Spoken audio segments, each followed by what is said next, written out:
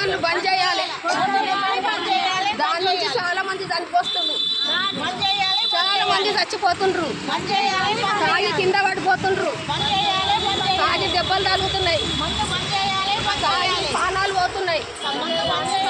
బంద్ చేయాలి, బంద్ చేయాలి, బంద్ చేయాలి, బంద్ చేయాలి, బంద్ చేయాలి, బంద్ చేయాలి, బంద్ చేయాలి, బంద్ చేయాలి, బంద్ చేయాలి, బంద్ చేయాలి, బంద్ చేయాలి, తాగుడు బంద్ చేయాలి, బంద్ చేయాలి, తాగుడు బంద్ చేయాలి,